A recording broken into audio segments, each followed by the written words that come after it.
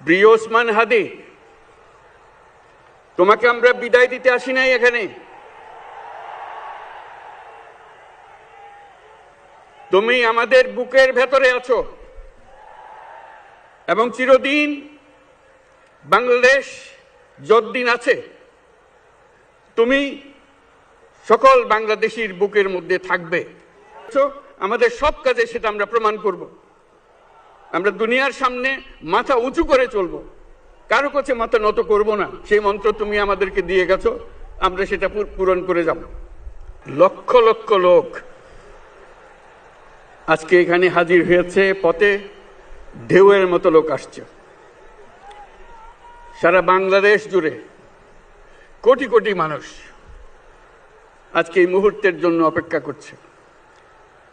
তারা তাকিয়ে আছে হাদির কথা শোনার জন্য। আজকে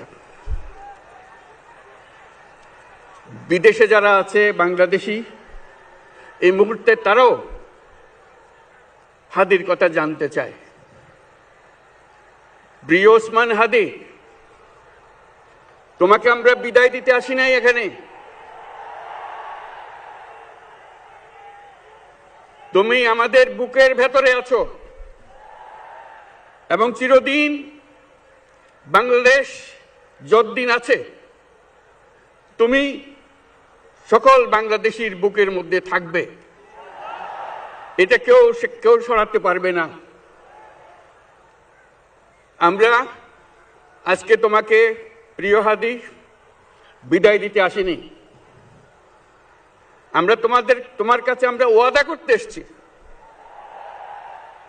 তুমি যা বলে গেছো সেটা যেন আমরা পূরণ করতে পারি, সেই ওয়াদা করার জন্য আমরা একত্র হয়েছি। সেই ওয়াদা শুধু আমরা নয়, পুরুষানুক্রমে বাংলাদেশের সব মানুষ পূরণ করবে। সেই ওয়াদা করার জন্যই আমরা তোমার কাছে আজকে এসেছি, সবাই মিলে যে যেখানে আছি। আমরা তোমার যে মানব প্রেম, তোমার যে ভঙ্গি, মানুষের সঙ্গে উঠা বসা, তোমার যে রাজনৈতিক দৃষ্টিভঙ্গি, সবাই প্রশংসা করছে। সেটা আমরা মনে প্রাণে গ্রহণ করছি, যে এটা যেন আমাদের মনে সবসময় জাগ্রত থাকে, আমরা সেটা অনুসরণ করতে পারি।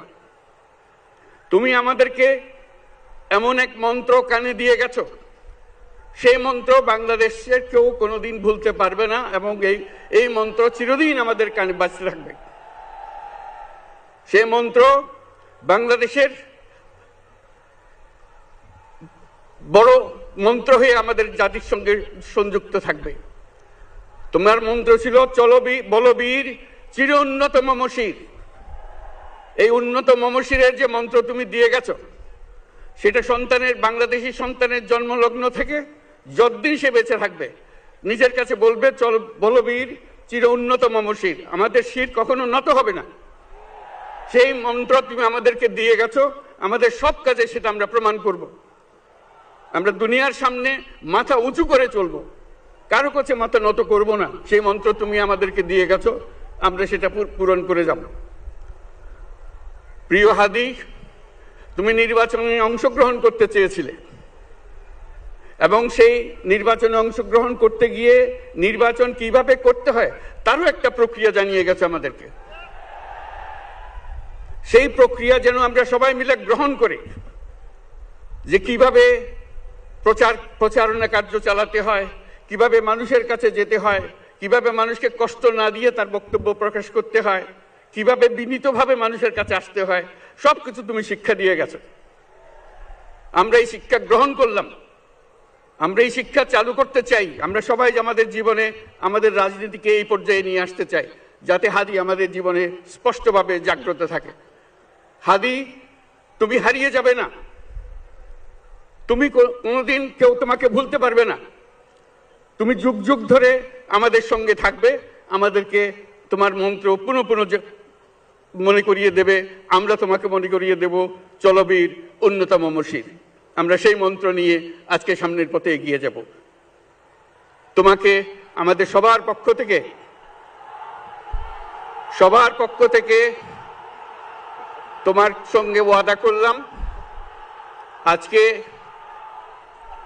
আজকে তোমাকে আল্লাহর হাতে আমানত রেখে গেলাম। আমরা সব সময় তোমার কথা স্মরণ রেখে জাতির অগ্রগতির পথে চলতে থাকব। ধন্যবাদ সবাইকে।